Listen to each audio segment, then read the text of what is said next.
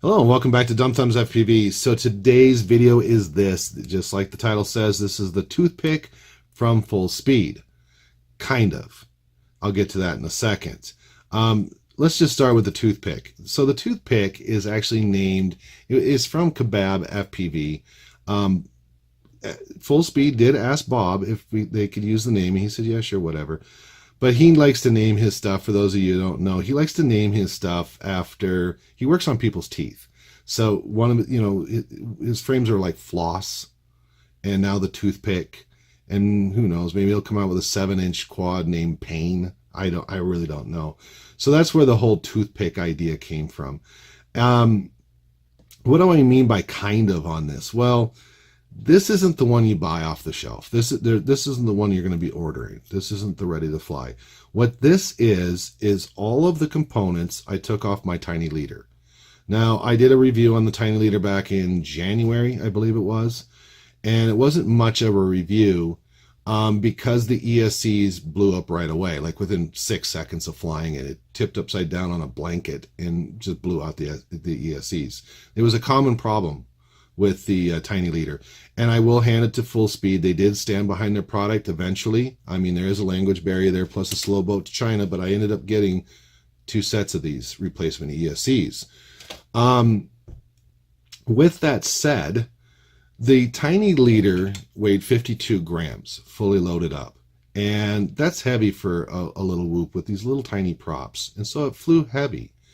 And even though it flew great, even after the modification I did with an 18 amp 4-in-1 Airbot Wave ESC, it flew great. It's just, it flew heavy.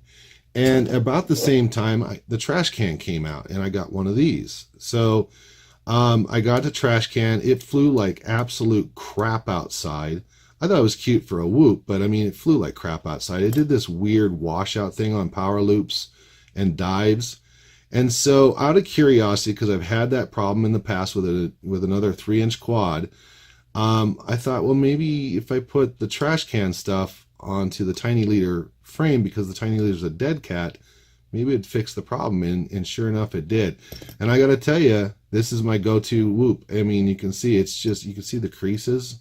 I mean, I've bashed this thing into everything. I mean, I can't believe, look at that crease. I cannot believe how much pain this thing is put up with. I mean, I have not broken one of these. When I did the review on this, one of the things I mentioned, a lot of people did, is we weren't sure about the durability of these things here, and we weren't sure about the durability of this small carbon and how it's only, these little hoops are held on by 3 screws. I was wrong. I will honestly tell you that Fullspeed did their homework when it came to, I mean, look at all the chipping right here. I actually hit the house like probably about 25 to 30 miles an hour sideways and bent this whole camera up. I thought I broke it and I was laughing, but no, it just came unplugged. So even the canopy from the trash can is hugely durable. This thing is amazing. So because this thing is so amazing and it no longer has those weird flight characteristics, my Tinyleader was just sitting on a shelf. That's why I got the frame. So what the benefit of this is you get 11,000 kV motors. So the 11,000 kV motors came on the Tinyleader. If you buy this ready to fly, it only comes with 8,500 kV motors. And I'm sorry, but I think that's going to be a little doggy, especially with an all-up weight with a 2S pack. This 350, these little crappy, they're not very good. These little Beta FPV 350 packs, the all-up weight is a little over 71 grams. And so with 8,500 kV motors, you're losing out about 10,000 RPMs on a 2S pack, and even more so on a 3S pack.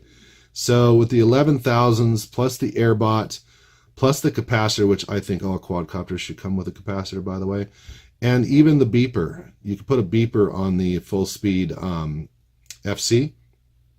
This thing here, with these crappy batteries, okay, I still get 4.5 minutes of flight time, and that's looping over trees, which this thing does amazingly.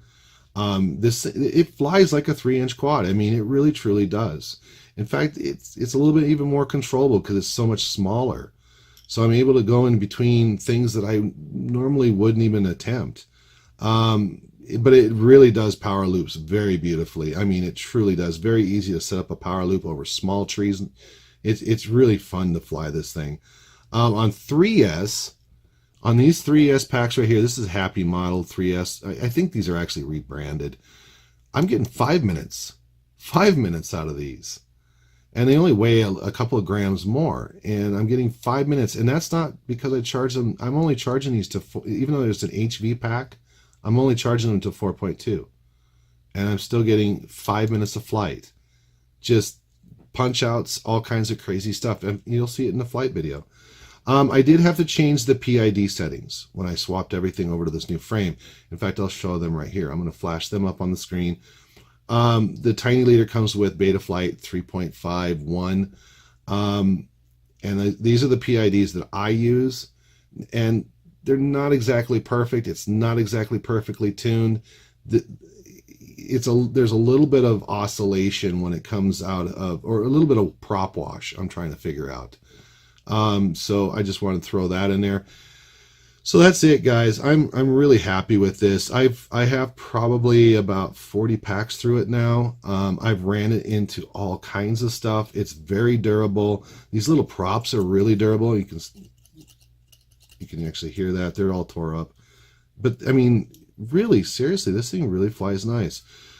So I'm going to show you the flight videos. Now, guys, with the flight video, you're going to see a little bit of, it's going to seem like the camera's vibrating. That's not oscillations. That's not the tune on this. What that is there's something internally broken into this camera. I think one of the lenses is loose inside here from hitting the house. So it was fine before, and then I hit the house. And it's not the quadcopter, it is actually the lens on here. I got to get a new lens for this. So I just want to put that out there. So here's the flight video of me flying at the park. I'm going to show the 2S flights, and I'm going to show the 3S flights. All right, so you notice here I've been showing flight videos. I showed the Beta FPV batteries, the 350s. You notice I'm still getting 4.5 minutes of flight doing this kind of flying here. And yeah, they're not the greatest batteries in the world. They do have a lot of sag to them. These are the GNB 2S 450s. All up weight is 80 grams, which is kind of heavy. You're really not getting too much benefit out of the 450s other than just being heavier. So it does fly a little bit heavier. It's still, as you can see right here, it's manageable. And I have to apologize for the quality of the video. I'm having a really, really hard time with the rapid fire on this particular day, and I'll show that towards the end here of what it was doing. So, I mean, the 450s, you're not going to get any extra flight time out of them. You're basically, you got that extra 10 grams of weight or close to 10 grams of weight, and it feels, you just feel it. So the 11,000s are having to work a lot harder to carry that extra weight. Really, honestly, a 350, if you can keep the weight down to around 70 to 72 grams, somewhere in there, the thing just flies great. It floats great. I mean, I really enjoy this. I really honestly do. I think that Fullspeed should go back to the drawing board, put the 11,000s on the Toothpick, and get rid of their ESCs. Their ESCs are garbage. They're problems. It's cost them a lot of money to replace failed ones, and also the reputation of having a quadcopter like the Tinyleader just be a abject failure for about probably a good 40% of them failed, I would imagine. So just get rid of your ESCs and go with that Airbot 18 amp like I did, because it works. It works really well. Okay, so now this is the 3S pack here. Now this is the Happy model, which I'm sure they're rebranded GNBs, but this is the Happy model 3S. Now, like I posted earlier in the video, 136,000 RPMs is ridiculous for a little prop. And, you know, the all-up weight is 74 grams, as you can see here. But you're not going to use the whole battery because you're overspinning the props. The props cannot handle that. A turbine engine in a jet is around 80,000 RPMs. To sit there and try to whirl around 136,000 RPM it's just ridiculous. Yeah, you do get a little bit of extra punch out on them, but if you're trying to use the full throttle on the 3S pack here, it just ends up with a lot of oscillations. And yeah, I could raise my TPA up and stuff like that to try to get rid of them, but that's not the problem. The problem is you're really over revving those props. So on 3S, it just comes down to throttle management. I just try not to use all of the throttle, because once I get towards the top, around 85% and above, it just shakes. I mean, it's crazy. So you don't really need it. 2S is perfect with these 11,000 kV motors. I mean, it's absolutely perfect. There's plenty of punch out, even with the beta FPV batteries, which are saggy, crappy batteries. But you've seen during that flight video, even towards the end, I was still doing pretty good punch outs with it. I mean, it's up to you. If you have a lot of 3S batteries, like these little happy models or something like that, then fine. But you're going to have to start, you're going to really have to tune your PIDs for the 3S. And to be honest with you, the PIDs, I mean, if you go with Betaflight 4.0, you can actually set it up so that it can detect a 3S or a 2S, and then select the PIDs that you have set up for a 2S and 3S. You can do that automatically. That's probably a good idea, because you can see right there I had oscillations going over that tree right there. I am getting roughly close to 5 minutes of flight out of this, so it's a couple of seconds more than the 350 betas, 350 packs. I do have some GNB 350s, but I got to be honest with you guys, I don't think they're really 350s. I think they're 300s with a 350 wrapper on them. So, yeah, I did try them out on this particular day. Unfortunately, I was having rapid fire problems, and so I really couldn't show you the performance difference with them. I didn't really see much difference between them and the beta FPV batteries, and they didn't last as long. So I'm thinking they're actually 300s, that they just have a 350 wrapper, because they're actually physically smaller. They're in length. And you can see here, rapid fail is kicking my butt, and it was kicking my butt all day. That's what's wrong with this video. You can see where I'm in the park, and you can see where it's just like right there. I just lost my bars. Now they just popped back in. It's very distracting when it does that. At least it didn't black out on me right there. So, yeah, I think the GNB 350s that I purchased are actually 300s. I mean, you still get 4 minutes of flight out of them. But as far as sag and stuff, I really didn't notice that much difference over the beta FPV packs. So I don't know. The 450s, though, they don't sag. They don't sag like the and you can see that in the flight video I had. They don't sag like the beta FPVs, but it's 80 grams. So I don't know. It's a tough call. It truly is. This thing just really does really well. I mean, I love the way this thing flies. I think it needs a better tune. I think if I don't do the 300 3S and just stick with 2S and just do a good tune for 2S, then I think it'd even fly better. So this is the rapid fails. So this is what was going on with rapid fail all day. I don't know why. You can see where I'm at in the park. You can see where I'm flying. I'm not very far from me. Just horrid. Absolutely horrid. the rapid fail worked great. And then I updated the firmware on it, and this is what I ended up with. It's in and out. It does this rolling, scrolling blackouts. It's very distracting.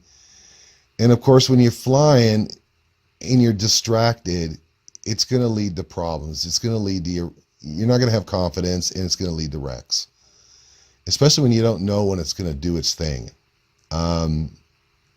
So I don't know what the hell happened, but I updated it to the latest firmware right here. It just conks out, and I'm like, what the hell? And I crashed into a tree. So I'm going to have to go back to earlier. And this is another thing it does too. It gets really dark. I'm sick of the rapid fail. I am so fed up with this product. Now, mine was the first batch. I think the later batches, they actually changed the hardware, and they just didn't want to tell anybody because they didn't want to have to go and replace a whole bunch of modules. But I got the first batch, and it's just been an unpredictable pile of crap. And this last firmware, I mean, they fixed the DVR issue. I will say that much. They did. This is accurately representing what what I've had to fly through all day. So they did fix the DVR issue, but the performance has just gone down the tubes. I don't know what the hell's going on. And there we go. Crash right into a tree and boom into the ground. So rapid fail. So glad I paid $160 for this pile of shit. And then I tried again, and I tried to unplug it, tried different channels and bands and all that stuff. It makes no difference.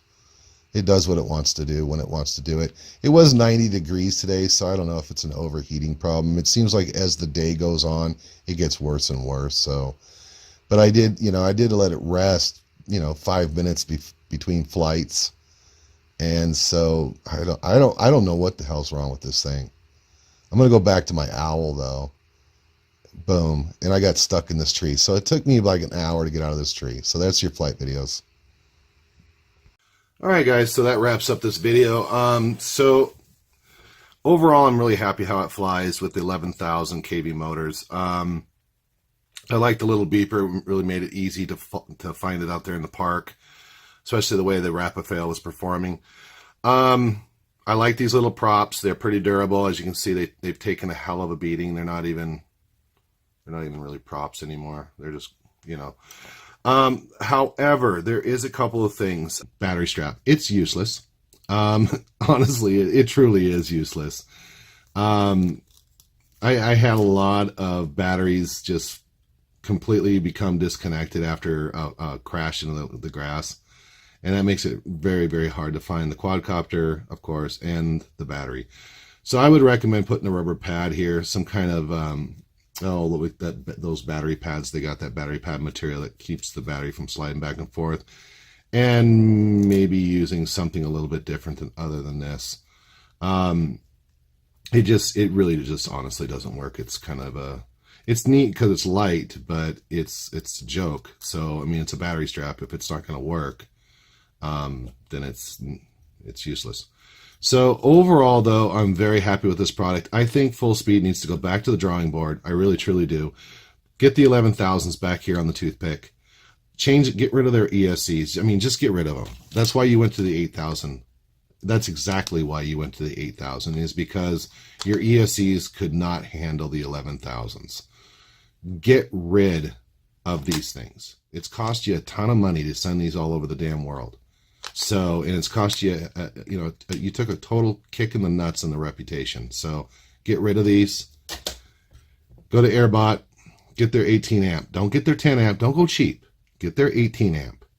The 18 amp. I know you can get them cheap over there. You could probably get them for, I don't know, $8, if that. So get those. Put the 11,000s back on the Toothpick with the 18 amp Airbot, and you're golden. 2S and 3S. You don't have to worry about it falling out of the sky or burning up ESCs and having to send them out, and plus the reputation hit. So Fullspeed, really seriously, you need to go back to the drawing board and redo your stack using the Airbot and using the 11,000s. The 8,000s are just too slow. They're absolutely too slow for this. It needs the 11,000s. And as you can see in the flight videos, this thing floats. It performs extraordinarily well. And I love it. I love the way I have this set up. So guys, if you like this video, give me a thumbs up. Please subscribe. It kind of motivates me to make more videos like this. And if you have any comments, just put it in the peanut gallery down below and I'll try to get to you. I'm pretty good at getting back to people. So there you go, guys. Have a great night.